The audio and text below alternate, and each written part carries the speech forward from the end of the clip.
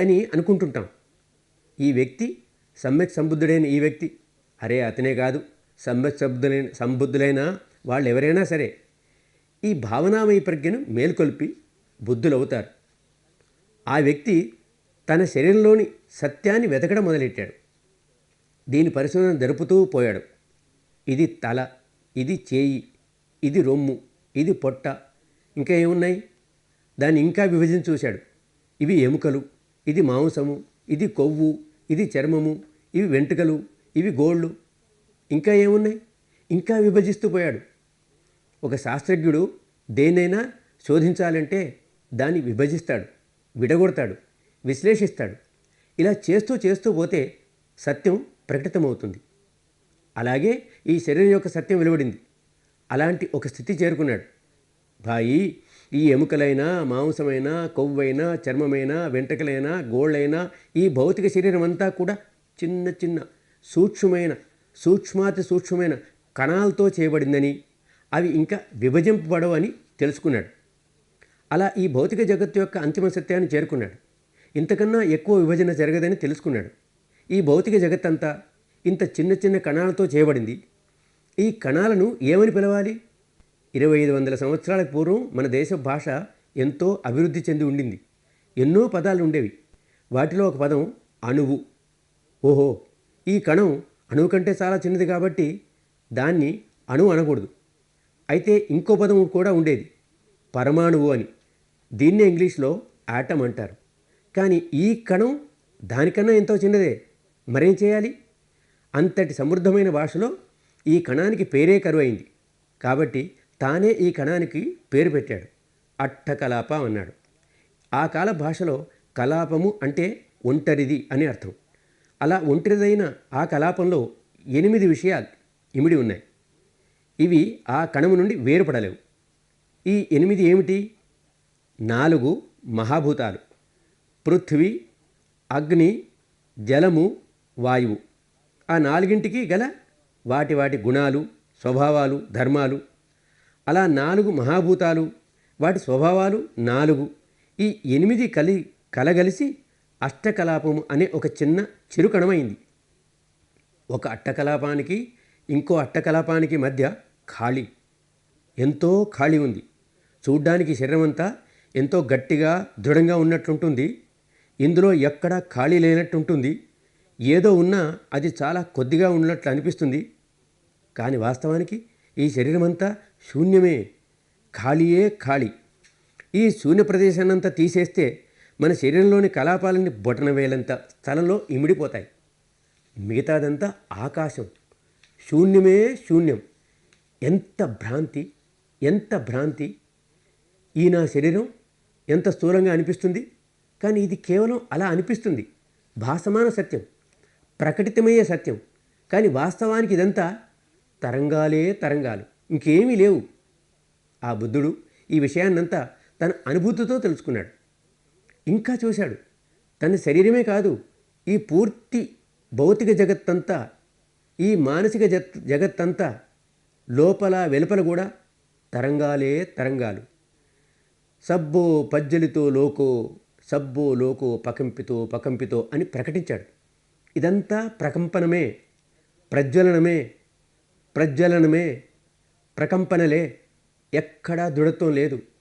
ఇదంతా గొప్ప భ్రాంతి, గొప్ప భ్రాంతి. కానీ నిజం ఇదే. ఈ కాలపు పాశ్చాత్య వైజ్ఞానికులు కూడా ఈ సత్యాన్ని అంగీకరిస్తున్నారు. 30-40 సంవత్సరాల కిందటి మాట. అమెరికాలోని బర్క్లీ విశ్వవిద్యాలయంలో ఓ ఫిజిక్స్ ప్రొఫెసర్ ఉండేవాడు. ఆయన పేరు ఆల్బరిస్. ఆయనకు నోబెల్ బహుమతి కూడా వచ్చింది. నోబెల్ బహుమతి అంటే అల్లాటప్ప వాళ్లకు రాదు కదా, ఏదో గొప్ప విషయం కనుగొని ఉండాలి. ఈ శతాబ్దపు ఆరంభం నుండి పాశ్చాత్య వైజ్ఞానికులు ఒక విషయాన్ని అంగీకరిస్తున్నారు. ఈ భౌతిక జగత్తులో ఎక్కడా ఘనత్వం లేదు.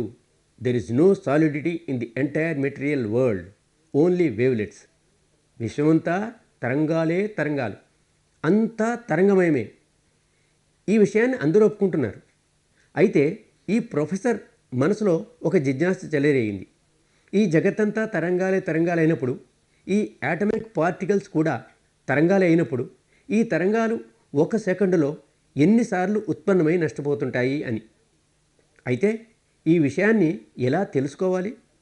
సమ్యక్ సంబుద్ధుడైన వాడు తన అనుభూతి ద్వారా ఈ విషయం తెలుసుకొని శరీరమంతా, మరి ఈ ప్రపంచము, విశ్వమంతా కూడా అతి చిన్న అట్టకలాపాలతో చేయబడిందని, చిన్నవైన ఈ అట్టకలాపాలు అతి శీఘ్రగతితో ఉత్పాద వ్యయము అవుతున్నాయని, అవన్నీ కేవలం తరంగాలేనని చెప్పాడు. ఉత్పన్నమవటం, నశించటం, ఈ ప్రపంచమంతా కేవలం తరంగాలేనని మనం ఒక చిటిక వేసే లోపల, ఒక్కసారి కళ్ళు మూసి తెరిచే లోపల, అంటే రెప్పపాటులో ఈ చిన్న అట్టకలాపాలు, చిరు పరమాణు కణాలు అనేక సహస్ర కోటి సార్లు ఉత్పన్నమై వ్యయమవుతున్నాయని తెలిపాడు. ఏమని చెప్పాడు? అనేక సహస్ర కోటి సార్లు. శతమంటే 100, సహస్రమంటే 1000, సహస్రమంటే 1,00,000, 1,00,000 సార్లు కోటి అంటే ఒకటి తర్వాత 12 సున్నాలు చేర్చి అది కూడా అనేక సార్లు ఉత్పాద వ్యయమవుతున్నాయని చెప్పాడు. మొదట ఈ సంగతి విన్నప్పుడు ఏమర్థమైందంటే, ఇది ఆ కాలపు నానుడి అయి ఉండవచ్చు. లెక్కపెట్టిన సార్లు అలా చెప్పడానికి ఆ కాలంలో సహస్ర కోటి అంటుండవచ్చు అని. కానీ ఈ మహాపురుషుడు ఆ స్థితిని చేరుకొని వ్యర్థమైన మాటలు ఉపయోగించడు కదా. ఇప్పుడు ఆల్వరిస్ అన్న వైజ్ఞానికుడు కూడా ఇదే విషయాన్ని ధృవీకరించాడు. ఈ వైజ్ఞానికుడి మనసులో కూడా జిజ్ఞాస చెలరేగింది. ఈ చిరు పరమాణు కణాలు తరంగాలైనప్పుడు అవి సెకండుకు ఎన్నిసార్లు పుట్టి నశిస్తున్నాయో కనుగొనాలని పట్టుబట్టాడు. 15 సంవత్సరాలు గొప్ప పరిశోధన చేశాడు. పరమాణు కణాలన్నీ బుడగలుగా పుట్టి నశిస్తున్నాయి కాబట్టి తను కనుగొన్న యంత్రానికి బబుల్ ఛాంబర్ అని పేరు పెట్టాడు. ఆ తరంగాలు ఎన్ని మార్లు ఉత్పన్నమవుతున్నాయో యంత్ర సాయంతో లెక్కపెట్టి అవి ఒకటి తర్వాత 22 సున్నాలు చేరిస్తే ఎంత అవుతుందో అన్నిసార్లు ఉత్పత్తి వ్యయమవుతున్నాయని తేల్చెప్పాడు. పశ్చిమ దేశ వైజ్ఞానికుడు ఎంతో పరిశోధన చేసి ఈ తరంగాలు ఒకటి తర్వాత 22 సున్నాలు చేర్చినన్ని సార్లని చెప్పాడు.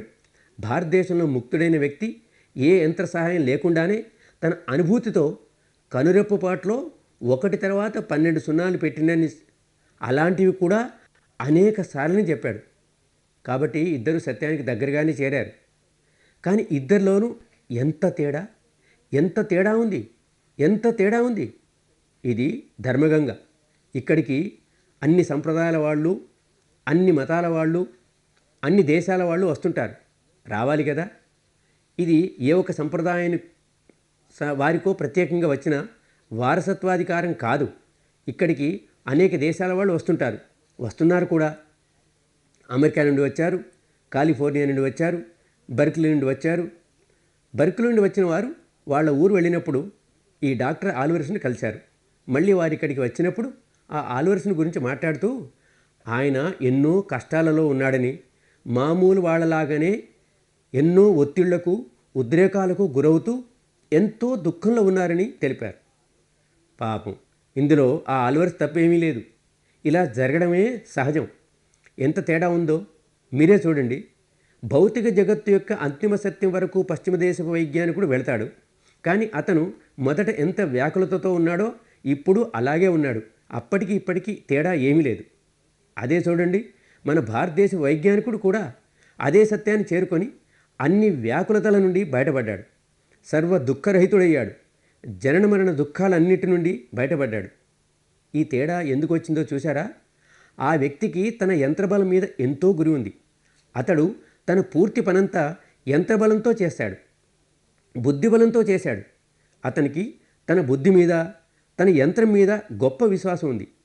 కానీ అతనికి అనుభూతి లేదు కదా.